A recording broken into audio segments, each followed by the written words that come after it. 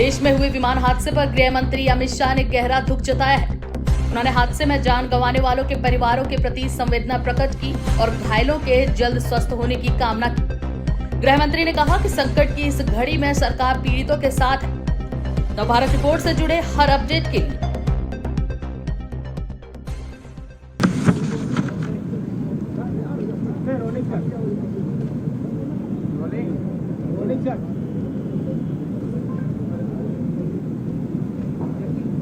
आज दोपहर को एयर इंडिया की फ्लाइट संख्या AI 171 दुर्घटनाग्रस्त हुई और कई पैसेंजर इसके अंदर हताहत होने की संभावनाएं हैं। इस घटना से पूरा देश क्षुब्ध है और पूरा देश एक साथ पूर्ण संवेदनाओं के साथ ये जो दुर्भाग्यपूर्ण हादसे में पैसेंजर हताहत हुए हैं, इनके परिजनों के साथ खड़ा है। सबसे पहले मैं भारत सरकार, गुजरात सरकार, भारत सरकार के प्रधानमंत्री जी और गुजरात सरकार की ओर से भी जो लोग हताहत हुए हैं, इनके परिजनों के प्रति गहरी संवेदना व्यक्त करता हूं। 10 ही मिनटों में हादसे के भारत सरकार के पास सूचना पहुंची। तुरंत ही मैंने मुख्यमंत्री जी, यहाँ के गृह मंत्री, होम डिपार्टमेंट के control room, civil aviation department, civil aviation मंत्री, सभी से संपर्क किया। प्रधानमंत्री जी का भी तुरंत ही फोन आ गया और भारत सरकार और गुजरात सरकार के सभी डिपार्टमेंट एक साथ होकर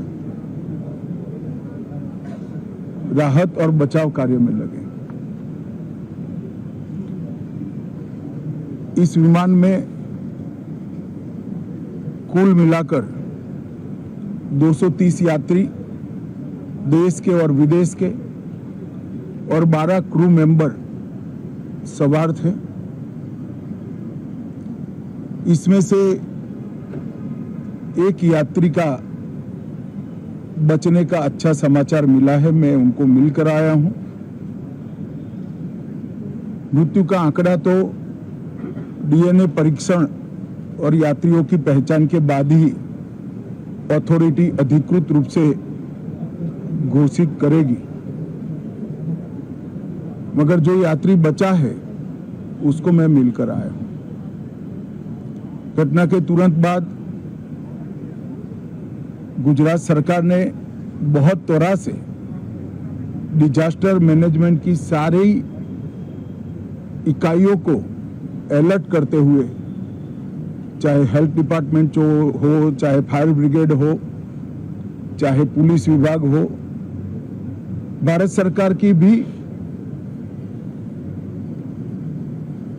CAPF को संपर्क कर सभी ने एक साथ मिलकर राहत और बचाव का कार्य चालू किया। मगर 1.25 लाख लीटर ईंधन विमान के अंदर ही था और लगभग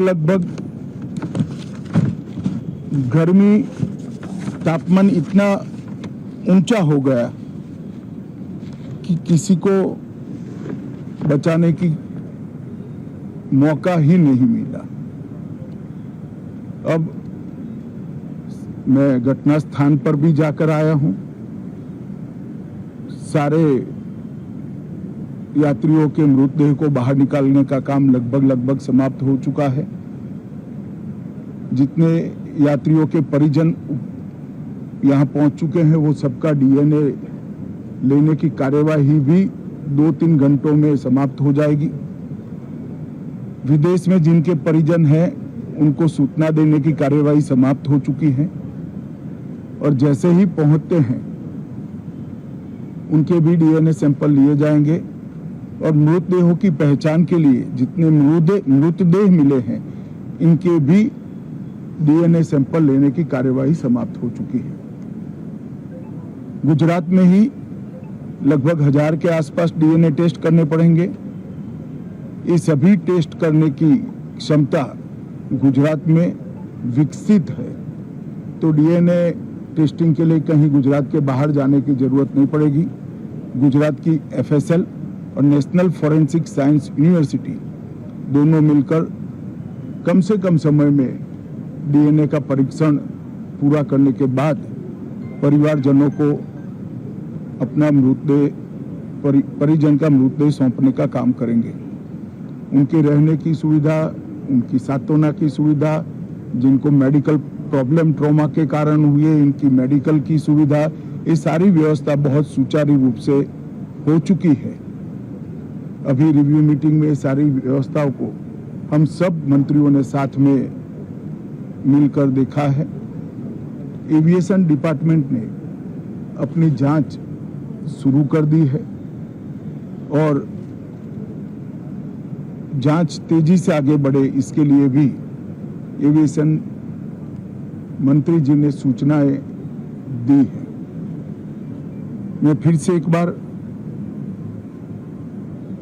राहत काम में जिन जिन एजेंसियों ने त्वरा के साथ बचाव और राहत का काम किया वो सभी का धन्यवाद करना चाहता हूं और फिर से एक बार जिन्होंने अपने परिजनों को गंवाया है, हताहत हुए हैं, वो सभी को मनपूर्वक संवेदनाएं व्यक्त करता हूं। मैं एक बात जरूर कहना चाहता हूं कि ये एक्सीडेंट है, एक्सीडेंट को कोई रोक नहीं सकता, परंतु 365 दिन 24 घंटा इस तरह की घटना के लिए प्रशासन का जो अलर्टनेस है उसकी कसौटी उसी वक्त होती है जब ऐसी घटनाएं होती है। और आज गुजरात के डिजास्टर मैनेजमेंट की तैयारियों का एक प्रकार से दुर्भाग्यपूर्ण तरीके से मगर कसौटी हुआ और बहुत त्वरा के साथ यहाँ पर काम किया गया, वो पूरे देश के मीडिया के सामने और परिजनों के सामने भी आया है। अंत में मैं फिर से एक बार सम्माननीय प्रधानमंत्री नरेंद्र मोदी जी की ओर से, भारत सरकार और गुजरात सरकार की ओर से सभी हताहत लोगों के परिजनों के प्रति गहरी संवेदना व्यक्त करता हूं। धन्यवाद।